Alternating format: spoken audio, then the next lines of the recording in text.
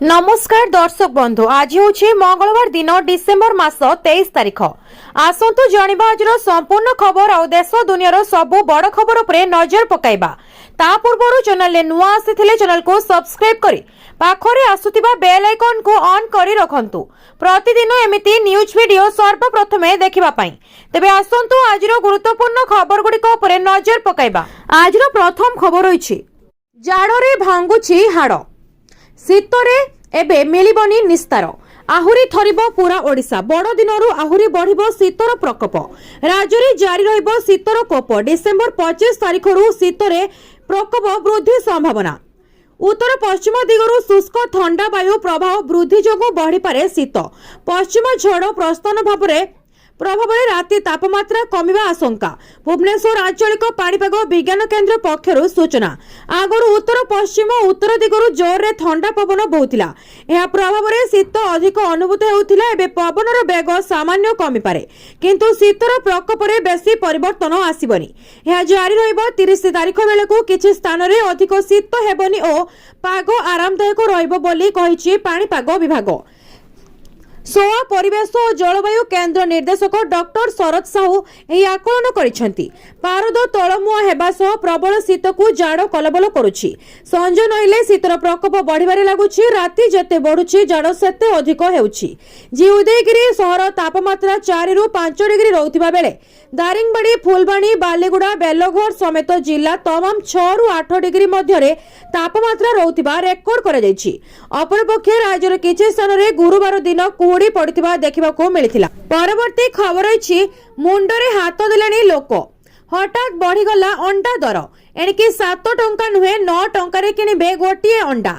आकाश छुआ अंडा दर। चिंतारे ग्राहक अंडा खाइबा ना छाड़ी देबे। कारण जो अंडा गोटा को 2 दिन तले 7 टंका किणुथिले आज सही अंडा दर 9 टंका रे पहुंची जहां नहीं असंतुष्ट लोक।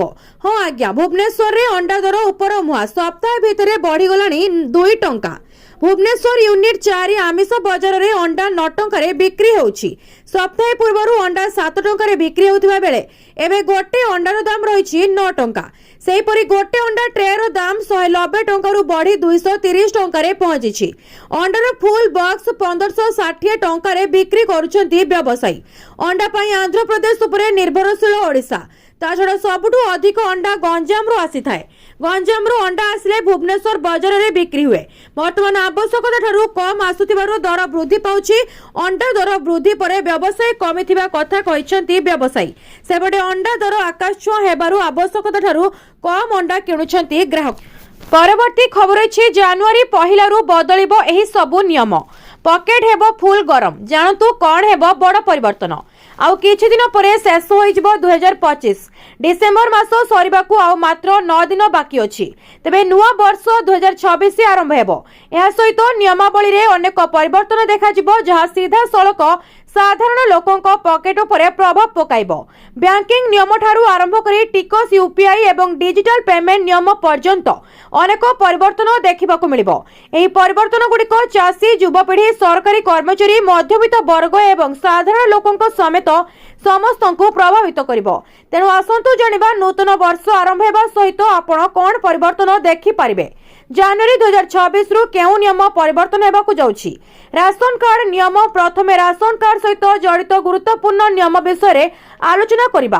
राशन कार्ड नियम 2026 सहित जड़ित सूचना जानिबा जरूरी। राशन कार्ड पई ऑनलाइन आवेदन व्यवस्था आरंभ कर दैछि जहा चासी एवं ग्रामवासी को आश्वस्ति प्रदान करिबो। चाषी प्रधानमंत्री किसान अपडेट 2026। उत्तर प्रदेश समेत अनेक राज्य में चाषी परिचय पत्र को बाध्यतामूलक कर चाषी परिचय पत्र बिना प्रधानमंत्री किसान किस्ती बंद कर। परवर्ती खबर अछि नुआ वर्ष पूर्व ईपीएफओ जारी कला नुआ गाइडलाइन जानी रखंतु। कर्मचारी भविष्य निधि पांठी संगठन कर्मचारी पेंशन योजना सहित जड़ित भूल किंबा असंपूर्ण योगदानर मामला गुड़िकर समाधान पाई नूतन निर्देशावली जारी करिछि। एहार लक्ष्य होछि पेंशन रेकर्ड संशोधन करिबा एवं कर्मचारी पेंशन दाबी को सरल करिबा। ईपीएफओ कहिछन जे ଅନେକ କ୍ଷେତ୍ରରେ ନିଯୁକ୍ତିଦାତା ମାନେ ପେନସନ ପାଇଁ ଯୋଗ୍ୟ ନଥିବା କର୍ମଚାରୀଙ୍କ ପାଇଁ ଇପିଏସ୍ ପାଣ୍ଠି ଜମା କରିଛନ୍ତି। କିଛି କ୍ଷେତ୍ରରେ ଏପରି କର୍ମଚାରୀ ମଧ୍ୟ ଥିଲେ ଯେଉଁମାନେ ପେନସନ ପାଇଁ ଯୋଗ୍ୟ ଥିଲେ କିନ୍ତୁ ସେମାନଙ୍କର ଇପିଏସ୍ ଆବେଦନ ଜମା କରାଯାଇ ନଥିଲା। ଏହି ତ୍ରୁଟିଗୁଡ଼ିକ ପେନସନ ଦାବି ପ୍ରକ୍ରିୟାର ନିରନ୍ତର ସମସ୍ୟା ସୃଷ୍ଟି କରୁଥିଲା। ଇପିଏଫ୍ଓ ଅନୁଯାୟୀ ଇପିଏସ୍ ଆବେଦନର ଏହି ବିସଙ୍ଗିତ କର୍ମଚାରୀମାନଙ୍କ ପାଇଁ ପେନସନ ପ୍ରକ୍ରିୟାକରଣ ସେବା ଅବଧି ଯୋଡ଼ିବା ଏବଂ ଚୂଡ଼ାନ୍ତ ସମାଧାନ କରିବାର ଅସୁବିଧା ସୃଷ୍ଟି କରୁଥିଲା। ବିଭିନ୍ନ କ୍ଷେତ୍ର କାର୍ଯ୍ୟାଳୟରେ ଏହି ମାମଲାଗୁଡ଼ିକୁ ଭିନ୍ନ ଭାବରେ ପରିଚାଳନା କରାଯାଉଥିଲା, ଯାହାଫଳରେ ଦ୍ୱନ୍ଦ୍ୱ ଏବଂ ବିଳମ୍ବ ହେଉଥିଲା। ଏହାର ସମାଧାନ ପାଇଁ ଇପିଏଫ୍ଓ ଏକ ସମସ୍ୟା ଏବଂ ସ୍ପଷ୍ଟ ପ୍ରକ୍ରିୟା ସ୍ଥାପନ କରିଛି। ଯେଉଁ କ୍ଷେତ୍ରରେ ପେନସନ ପାଇଁ ଯୋଗ୍ୟ ନୁହନ୍ତି କର୍ମଚାରୀଙ୍କ ପାଇଁ ଇପିଏସ୍ ଆବେଦନ ଜମା କରାଯାଇଛି, ଇପିଏଫ୍ଓ ଭୁଲ ଭାବରେ ଜମା ହୋଇଥିବା ପରିମାଣକୁ ପୁନଃ ଗଣନା କରିବ। ପରବର୍ତ୍ତୀ ଖବର ଅଛି ପରିବା ଦର ଆକାଶ ଛୁଆଁ, 500 ଟଙ୍କାରେ ବି ପୁରୁନି ବ୍ୟାଗ୍। ଶୀତ ଋତୁ ପାଖାପାଖି ଅଧା ହେବାକୁ ବସିଲାଣି। ସାଧାରଣତଃ ଏହି ସମୟରେ ବଜାର ଶସ୍ତା ପରିବାର ଭରି ରହିବା କଥା, କିନ୍ତୁ ଚଳିତ ବର୍ଷ ଚିତ୍ର ସମ୍ପୂର୍ଣ୍ଣ ଓଲଟା। ଦର ବୃଦ୍ଧି ଏବେ ଏମିତି ଏକ ସ୍ଥିତିରେ ପହଞ୍ଚିଛି ଯେ ଲୋକେ ପରିବା କିଣିବାକୁ ନୁହେଁ ବରଂ ବଜାରକୁ ଯିବାକୁ ଡରୁଛନ୍ତି। ଶୀତର ମିଠା ଖରା ସାଙ୍ଗକୁ ବଜାରରେ ସବୁଜ ପନିପରିବାର ପସରା, କେଉଁଠି ଲାଲ ଟମାଟୋ ତ କେଉଁଠି ସତେଜ କୋବି। ହେଲେ ଏହି ସୌନ୍ଦର୍ଯ୍ୟ କେବଳ ଦେଖିବା ପାଇଁ, କିଣିବା ପାଇଁ ନୁହେଁ, କାରଣ ପରିବା ବଜାରରେ ଏବେ ନିଆଁ ଲାଗିଛି। ଶୀତ ଋତୁ ଅଧା ହେବାକୁ ବସିଲେ ମଧ୍ୟ ପରିବା ଦର କମିବାର ନାଁ ଧରୁନି। ଦର ବୃଦ୍ଧି ପଛର ପାଣିପାଗର ପରିବର୍ତ୍ତନ ହେଉଛି ମୁଖ୍ୟ ଦାୟୀ। ଗତ ଅଦିନିଆ ବର୍ଷା ଏବଂ ବାତ୍ୟା ଯୋଗୁଁ ରାଜ୍ୟରେ ଯେଉଁ ଫସଲ ବାହାରିବା କଥା ତାହା ନଷ୍ଟ ହୋଇଯାଇଛି। ଓଡ଼ିଶା ବଜାର ଏବେ ଅନ୍ୟ ରାଜ୍ୟର ପରିବାର ଉପରେ ନିର୍ଭରଶୀଳ। ଆଉ 15 ଦିନ ପରେ ବଜାରକୁ ସ୍ଥାନୀୟ ଫସଲ ଆସିଲେ ପରିବା ଦର ସ୍ୱାଭାବିକ ସ୍ଥିତି ହେବେ ବୋଲି କହିଛନ୍ତି ରାଜଧାନୀ କଞ୍ଚା ପରିବା ମହାସଂଘର ସଭାପତି। ପରବର୍ତ୍ତୀ ଖବର ଅଛି ରେଳ ବିଭାଗର ବଡ଼ ନିର୍ଦ୍ଦେଶ, ଟିକେଟ ଦର ବଢ଼ାଇଦେଲା ରେଲୱେ, କିନ୍ତୁ ଏମାନେ ଦେବେନି ବର୍ଦ୍ଧିତ ଦର। ଏବେ ଏହି ଷ୍ଟେସନରେ ଶସ୍ତାରେ ଯିବେ ଯାତ୍ରୀ। ଭାରତୀୟ ରେଳବାଇ ସାଧାରଣ ଲୋକଙ୍କ ପାଇଁ ଟ୍ରେନ୍ ଯାତ୍ରାକୁ ଟିକେ ମହଙ୍ଗା କରିଛି। ରେଳବାଇ ଭଡ଼ା ବୃଦ୍ଧି ଘୋଷଣା କରିଛି, ଯାହା ଆସନ୍ତା ଡିସେମ୍ବର 26 ତାରିଖରେ ଲାଗୁ ହେବ। ଏହି ଭଡ଼ା ବୃଦ୍ଧି ଦ୍ୱାରା ଅତିରିକ୍ତ 600 କୋଟି ଆୟ ହେବ ବୋଲି ଆଶା କରାଯାଉଛି। ଏହି ପ୍ରମୁଖ ପରିବର୍ତ୍ତନ ଫଳରେ ଦୂରଗାମୀ ଟ୍ରେନ୍ଗୁଡ଼ିକରେ ଭଡ଼ା ଅଧିକ ହେବ, କିନ୍ତୁ ଅନେକ ଯାତ୍ରୀ ପ୍ରଭାବିତ ହେବେ ନାହିଁ। ଦିଲ୍ଲୀରୁ ଆଗ୍ରା, ମଥୁରା, ଆଲିଗଡ଼, ସାହାରନପୁର, ପାନିପତ, ରେୱାଡ଼ି, ଅଲୱାର, ଦୋସା, ରୁରକି ଏବଂ ହରିଦ୍ୱାର ଭଳି ଷ୍ଟେସନକୁ ଭଡ଼ା ଅପରିବର୍ତ୍ତିତ ରହିବ। ଏମାନେ ଦେବେ ବର୍ଦ୍ଧିତ ଟଙ୍କା। ଭାରତୀୟ ରେଳବାଇ ଦୂରଗାମୀ ଯାତ୍ରାଙ୍କ ପାଇଁ ଭଡ଼ା ବୃଦ୍ଧି କରିଛି। ଯେଉଁମାନେ 215 କିଲୋମିଟରରୁ ଅଧିକ ଯାତ୍ରା କରୁଛନ୍ତି ସେମାନଙ୍କ ପ୍ରତି କିଲୋମିଟର ପାଇଁ 1 ପଇସା ଅଧିକ ଦେବାକୁ ପଡ଼ିବ। ଏହି ସମୟରେ ମେଲ୍ ଏବଂ ଏକ୍ସପ୍ରେସ୍ ଟ୍ରେନ୍ର ନନ୍ ଏସି ଏବଂ ଏସି ଶ୍ରେଣୀ ପାଇଁ ପ୍ରତି କିଲୋମିଟର ପାଇଁ 2 ପଇସା ବୃଦ୍ଧି ପାଇବ। ଏହାର ଅର୍ଥ ହେଉଛି 500 କିଲୋମିଟର ନନ୍ ଏସି ଯାତ୍ରା କରୁଥିବା ଯାତ୍ରୀଙ୍କୁ କେବଳ 10 ଟଙ୍କା ଅଧିକ ଦେବାକୁ ପଡ଼ିବ। ଏମାନେ ଦେବେନି ଅଧିକ ଟଙ୍କା। ଯଦି ଜଣେ ଯାତ୍ରୀ 215 କିଲୋମିଟରରୁ କମ୍ ଯାତ୍ରା କରନ୍ତି ତେବେ ସେମାନଙ୍କୁ କୌଣସି ଅତିରିକ୍ତ ଭଡ଼ା ଦେବାକୁ ପଡ଼ିବ ନାହିଁ। ପରବର୍ତ୍ତୀ ଖବର ଅଛି ଓଡ଼ିଶାରେ ଜମି କିଣାବିକା ନିୟମରେ ବଡ଼ ପରିବର୍ତ୍ତନ। ଏପ୍ରିଲ 1ରୁ ବଦଳିବ ଜମିର ବେଞ୍ଚମାର୍କ ମୂଲ୍ୟ। ଏପ୍ରିଲ 1ରୁ ବଦଳିବ ଜମିର ବେଞ୍ଚମାର୍କ ମୂଲ୍ୟ। ଓଡ଼ିଶାରେ ଜମି କିଣାବିକା ନିୟମରେ ବଡ଼ ପରିବର୍ତ୍ତନ। ସରକାର ଜାରି କରିଛନ୍ତି ନୂଆ ଏସ୍ଓପି। ଓଡ଼ିଶା ସରକାରଙ୍କ ଦ୍ୱାରା ଜମିର ବେଞ୍ଚମାର୍କ ମୂଲ୍ୟ ସଂଶୋଧନ ପାଇଁ ଜାରି କରାଯାଇଥିବା ନୂଆ ନିୟମାବଳୀ ଜାରି ହୋଇଛି। ଓଡ଼ିଶା ସରକାରଙ୍କ ରାଜସ୍ୱ ବିପର୍ଯ୍ୟୟ ପରିଚାଳନା ବିଭାଗ ପକ୍ଷରୁ ଗତ 19 ତାରିଖରେ ସ୍ଥାବର ସମ୍ପତ୍ତିର ବେଞ୍ଚମାର୍କ ମୂଲ୍ୟର ଦ୍ୱିବାର୍ଷିକ ସଂଶୋଧନ ପାଇଁ ଏକ ବିସ୍ତୃତ ସୂଚନା ବା ଏସ୍ଓପି ଜାରି ହୋଇଛି। ଏହି ନୂଆ ନିୟମ ପ୍ରତି 2 ବର୍ଷରେ ଥରେ ଏପ୍ରିଲ 1 ତାରିଖରୁ ଲାଗୁ ହେବ। ଜିଲ୍ଲାପାଳଙ୍କ ଅଧ୍ୟକ୍ଷତାରେ ଜିଲ୍ଲା ମୂଲ୍ୟାଙ୍କନ କମିଟି ଓ ଜିଲ୍ଲାପାଳଙ୍କ ଅଧ୍ୟକ୍ଷତାରେ ଉପଜିଲ୍ଲାପାଳଙ୍କ ମୂଲ୍ୟାଙ୍କନ କମିଟି ଗଠନ କରାଯାଇଛି। ଏଥିରେ ବିଶେଷଜ୍ଞ ମୂଲ୍ୟାଙ୍କନକାରୀମାନେ ରହିବେ।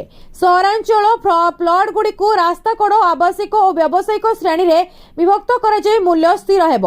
ଗ୍ରାମାଞ୍ଚଳରେ ଚାଷ ଜମି, ଅଣଚାଷ ଜମି ଓ ଜାତୀୟ ରାଜପଥ ନିକଟରେ ଥିବା ଜମି ଅନୁସାରେ ମୂଲ୍ୟ ଧାର୍ଯ୍ୟ ହେବ। ଇଞ୍ଜିନିୟରିଂଙ୍କ ଦ୍ୱାରା ଧାର୍ଯ୍ୟ ଆର୍ସିସି ଏବଂ ଅନ୍ୟାନ୍ୟ ନିର୍ମାଣ ଦର ଅନୁସାରେ ଘର ଏବଂ କୋଠା ମୂଲ୍ୟାଙ୍କନ ହେବ। ଗତ 2 ବର୍ଷ ମଧ୍ୟରେ ହୋଇଥିବା ରେଜିଷ୍ଟ୍ରି କାରବାର ମଧ୍ୟରୁ ସବୁଠାରୁ ଅଧିକ ମୂଲ୍ୟର 50% କାରବାରର ହାରାହାରିକୁ ନେଇ ବେଞ୍ଚମାର୍କ ମୂଲ୍ୟ ସ୍ଥିର କରାଯିବ। ଏସ୍ଡିବିସିର ପ୍ରସ୍ତାବ ଡିଭିସିର ଯିବ। ପରବର୍ତ୍ତୀ ଖବର ଅଛି ନୂଆ ବର୍ଷରେ ଏକାଥରକେ 2ଟି ସୁଭଦ୍ରା କିସ୍ତି।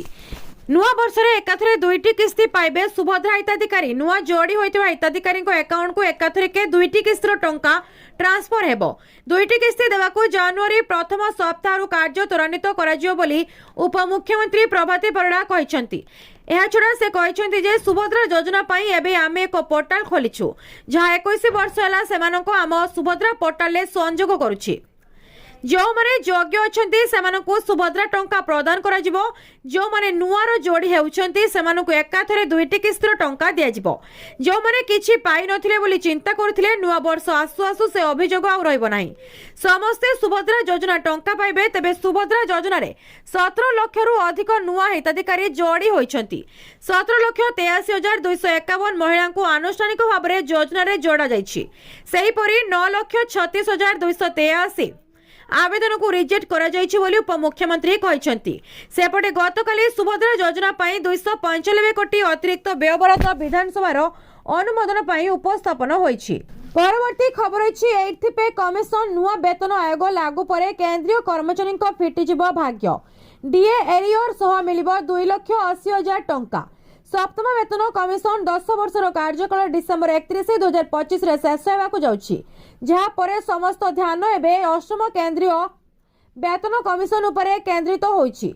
अष्टम वेतन कमिशन सहित जड़ित दुईटी सबुठारु वितर्कित प्रसंग हेउछि एहार सुपारिश केबे कार्यकारी हेबो एवं नूतन फिटमेंट फैक्टर आधार रे कर्मचारी माने केते दरमा वृद्धि आशा करि परिबे। वर्तमान संदर्भर शर्तावली चूड़ांत हेबा सहित एवं जस्टिस रंजना देसाई अध्यक्षतार गठन कमिटी यार कार्य आरंभ करबा परे केंद्र सरकारी कर्मचारी एवं पेंशन भोगी मध्य दरमा वृद्धि संशोधित मूल दरमा एवं बकिया विषय रे आलोचना तीव्र होइछि। सठिक कार्यकारी तारीख एपर्यंत आनुष्ठानिक भाव में निश्चित होई नथिबा बेले अधिकांश आकलन जनवरी 2026 परिवर्ते 2028 प्रारंभ में विलंबित कार्यकारी हेबार संभावना को इंगित करुछि। तथापि एही विलंबर अर्थ यथेष्ट बकेया होई पारे विशेषकर जदि वेतन कमिशन सुपारिश गुड़िक परवर्ती भाव में कार्य करिथाय।